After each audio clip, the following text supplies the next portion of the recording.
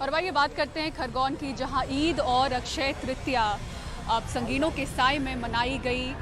लोगों ने घरों पर नमाज अदा की क्योंकि शहर में कर्फ्यू लगा रहा और जिन घरों पर सरकारी हथौड़ा चला था वो बेबसी में घुटते रहे। देखिए खरगोन से हमारे सहयोगी अनुराग द्वारी की ये ग्राउंड रिपोर्ट। आज दिनांक 3 मई मंगलवार के प्रतिबंधात्मक आदेश में किसी भी प्रकार की कोई छूट नहीं दी गई है।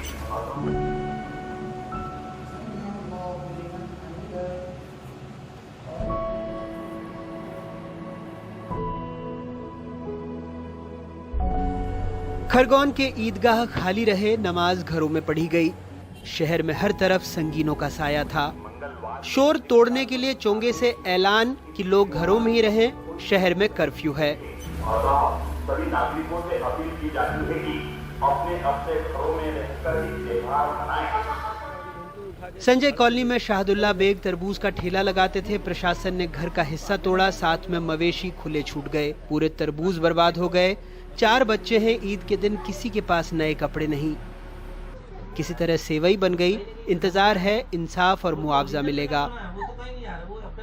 खरगोन में ईद के दिन शाहदुल्ला बेग जी के घर में अगर कुछ रंग बिरंगा है तो ये तिरपाल है, जिससे किसी तरह उनके घर का एक हिस्सा ढहा हुआ है। इस बार ना FIR में इनका नाम था, ना कुछ। ये बेचारे खरबूज की रेहड़ी लगाकर अपना गुजर बसर करते हैं। 4 बच्चों का परिवार है।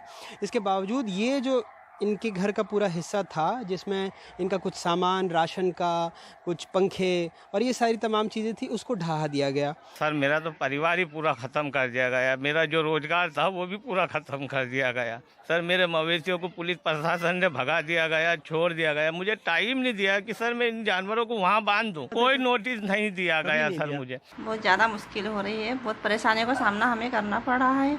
इस सारा ग्रेड जाता है तो शासन की तरफ जाता है, क्योंकि उन शासन के द्वारा जो भी कार्रवाई की गई ना, वो सब हमारे प्रति बहुत बेकार हुआ है, क्योंकि हमारा नुकसान बहुत ज़्यादा हुआ है और हमें ना तो उन्हें नोटिस दिया गया और ना ही कोई सूचना दी गई और ना ही कोई चस्पा किया गया। अतीक की ईद फीकी रही। होटल प्रशासन ने जमींदोज कर दिया। अतीक उन चंद लोगों में है जो इसके खिलाफ हाई कोर्ट गए हैं। कोर्ट ने सरकार को नोटिस भेजा है। हाँ जी, हैरत तो होती है। पहले कभी नोटिस आया ही नहीं और अचानक उन्होंने और ये गिराने के बाद एक बार फिर से नोटिस आ गया। हाँ, गिराने के बाद जो निर्माण गिरा दिया गया उसको। जो निर्माण गिरा दिया उसके बाद नोटिस। तो अब आप कोर्ट गए हैं, आपको क्या उम्मीद है न्याय की? बस कोर्ट से यही उम्मीद है कि जो हमारा माली नुकसान हुआ है उसका मुआवजा मिल जाए हमें। अमजद अली के घर पर ईद की रौनक है, लेकिन फिक्रमंद उन 400 लोगों के लिए है जो बेकरी में काम करते थे। कहते हैं प्रशासन हथौड़ा लेकर पहुंचा, कागज देखे तो गलती का एहसास हुआ, लेकिन तब तक बेकरी की छत तोड़ दी। अब उसे दोबारा बनवा रहे हैं। ये और बात है कि बेकरी में ज्यादातर श्रमिक हिंदू थे जो अब बेकार बैठे हैं। मेरा ये नगर पालिका और प्रशासन आके मेरी बेकरी तोड़ गया और मुझे कोई नोटिस भी नहीं दिया और मेरी कोई गलती भी नहीं बताई कि मेरी क्या गलती थी। वो लोग आए थे, जब उन्हें पता लगा कि हम गलत जगह आ गए तो उन्होंने पहले मेरा घर भी नाप लिया था, मेरी तीनों बेकरी नाप ली थी।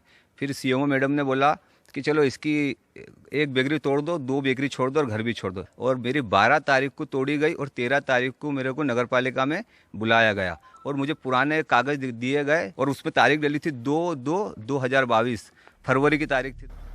शहर ईद की रौनक कोरोना के 2 साल बाद देखता, लेकिन रामनवमी के जुलूस पर पत्थर क्या चले। ईद के साथ अक्षय तृतीया के दिन इन शादियों को भी अपनी सीमा से खदेड़ दिया। खरगोन के बाहर मिर्जा गांव में कुशवाहा परिवार शादी रचा रहा है। कनौजे जी को भी बिटिया की शादी के लिए यहीं आना पड़ा। खरगोन में मैरिज गार्डन पहले से बुक था। कहते हैं नुकसान हो गया, कई मेहमान भी नहीं आ पाए।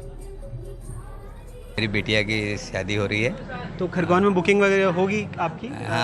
हाँ, खरगोन में बुकिंग करी थी, उसमें गार्डन में हमारा।